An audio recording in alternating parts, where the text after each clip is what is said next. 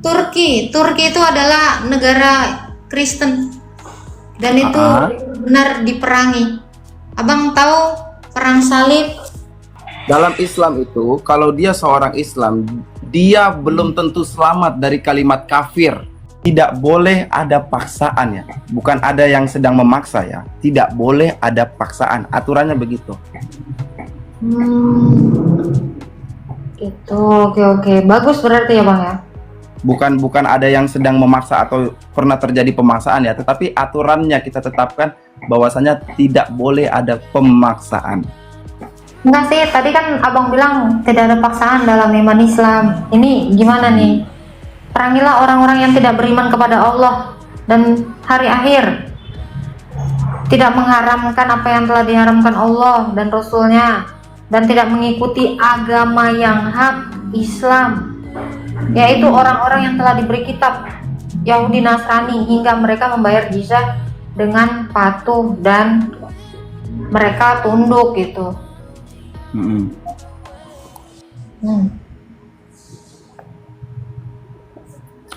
Oke. Pertanyaannya, pernahkah terjadi ketika ayat itu turun diperangi secara nyata? Pernah terjadi? Setelah turun ayatnya. Mau sebelum turun atau itu gereja turun? Gereja Ortodok di Hagia Sophia itu dijadikan negara Islam. Itu adalah negara Kristen dan itu fakta Bang.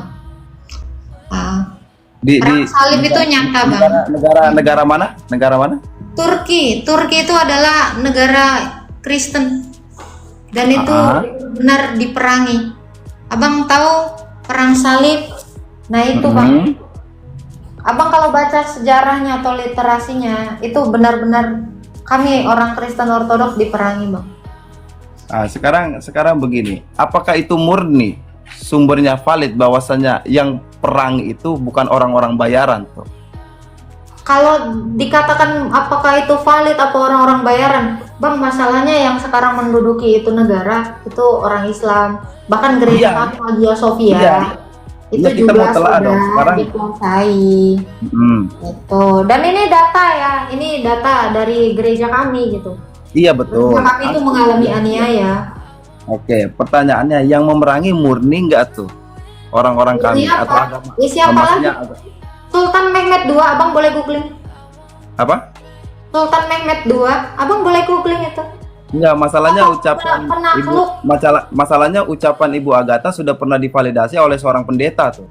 Seorang ustadz yang bernama Felix Xiao juga tahu itu Konstantinopel itu seperti apa dijatuhkan, diruntuhkan. Iya, sekarang pertanyaannya orang-orangnya murni apa enggak? Demi kepentingan itu. Enggak, demi kepentingan itu. Hah? Demi kepentingan enggak, itu terjadi, ya betul. Nah pertanyaannya, tidak ada ajaran demikian. Mungkin nggak umat Islam itu melakukan seperti itu? Oke, peristiwa apa Bang Raja debat yang Imam Bonjol ya? Iya, sekarang orang yang diperangi ini dipaksa masuk Islam nggak begitu? Loh, kalau tidak dipaksa masuk Islam terus dia gimana? Meninggoy semua. Sekarang buktinya perang padri itu terlalu nyata di Indonesia Bang. Kalau Abang mau tahu. Jadi jangan menutup mata untuk ini. Kita tahu kerajaan Hindu itu adalah kerajaan tertua di Indonesia, ya. Terus. Jadi coba aku potong sedikit. Jadi begini Agatha, memang makanya kan sering kita suarakan, Islam itu nggak akan pernah sejalan dengan Al-Quran, ya. Islam itu katanya begini, Al-Quran itu katanya begitu. Bayangkan, udah jelas-jelas Al-Quran bilang perangilah sampai memeluk agama Islam, datang dia, itu murni tidak? Oke, saya coba bahas dulu teman-teman ya tentang Al-Baqarah 23 tadi yang dikasih tunjuk teman-teman. Perhatikan ya. Ini yang saya di layar besar saya ini ya, perhatikan teman-teman. Ketika saya ditantang oleh Islam, ya, buatlah satu ayat kalau kau mampu, Raja Debat katanya. Giliran saya buat ayatnya, bunyinya begini. Janganlah kamu nikahi anak kecil karena itu biadab dan sesat. Ngamuk mereka. Padahal ini sangat indah loh. Nggak ada yang Ya. ngamuk, nggak ada yang ngamuk. Ya, saya kan nggak bilang engkau kan, makanya pakai otak, dengarkan orang ngomong. Ada orang ya. Islam ngamuk, Nah, nggak ada. sehingga Itu prank nggak ada doang. orang ngamuk, Nggak nggak ada ada. orang ngamuk. Oh, Nggak nggak ada ya? Oh, nggak ada katanya teman. Iya. Itu kan bisa Iya. Makanya kemarin itu ada orang beribadah dibubarin, itu bukan Islam ya kan? Dari ayat sini ada yang mau dijelaskan nggak? Iya, sebetulnya gini Bagata, dan kami tidak mengutus seorang rasul pun melainkan dengan bahasa kaumnya agar dia memberi penjelasan kepada mereka. Maka Allah menyesatkan siapa yang dia kehendaki dan memberi petunjuk kepada siapa yang dia kehendaki. Dia yang maha perkasa, maha bijaksana. Terus yang menjadi titik tumpu permasalahannya itu loh Ibu Agatha, saya pusing, makanya saya dengarin dia ini. Titik tumpu permasalahannya karena dari mulut busukmu mengatakan mereka disesatkan karena mereka kafir. Di mana di situ kafir? Itu loh, masalahnya kan dari mulut busukmu, bukan dari Al-Qur'an. Itu masalahnya. Loh, memang iya. Lah, Oke, iya nah, di mana di situ kafir? Nggak masalah. Oke.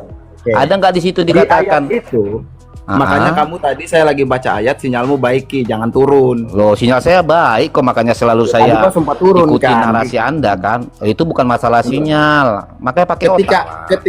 Ketika Nabi itu diutus, sudah disampaikan ayat itu, tetapi dia tidak mau dengar, itu sudah disebut kafir, dia nggak terima. Maka Allah menghendaki ya untuk menyesatkan, dan dia menghendaki barang siapa yang dia bisa beri petunjuk. Itu semua pada Tuhan Allah itu. Oke, dia punya hak toh? Benar nggak yang dikehendaki dia, benar? Ya. Orang Islam ada yang kafir, nggak ada yang disesatkan, nggak orang Islam? Oke. Nggak jawab, orang Islam ada yang disesatkan Allahmu nggak? Maksudnya? Orang Islam ada yang disesatkan Allahmu tidak? Atau orang Islam ada nggak yang melawan? Dengar dengarkan. Bahasa saya jangan kau atur. Katanya nggak ada paksaan. Bahasa saya jangan kau atur ya. Perhatikan ya. Menurut kamu orang Islam ada nggak yang disesatkan?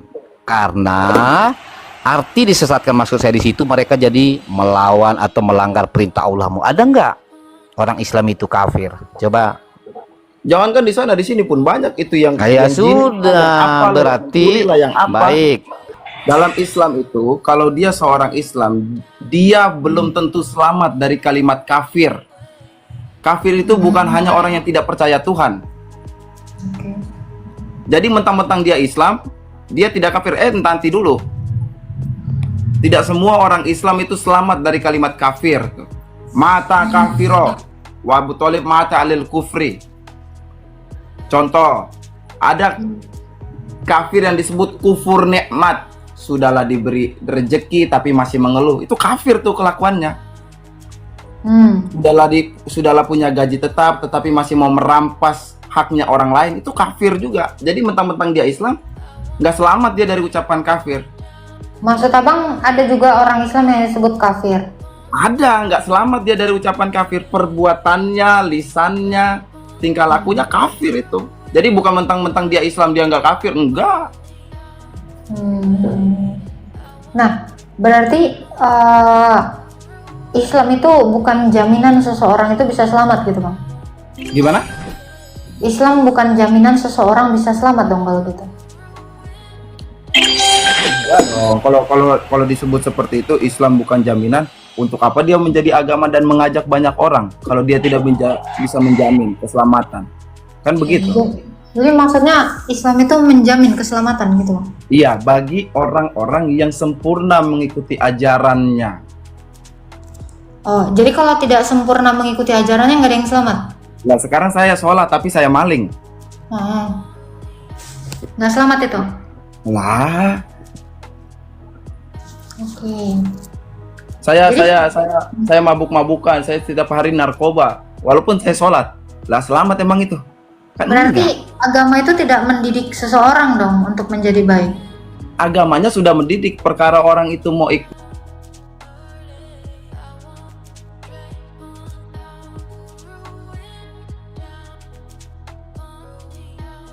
Aduh kena benat karena abang tadi tuh menyebut kata itu narkoboy. Wah, jadi kena semuanya. Narkoboy. Wah, harusnya diplesetin. Gila, tertombak. Nih tamunya agak-agak keras hari ini. Iya.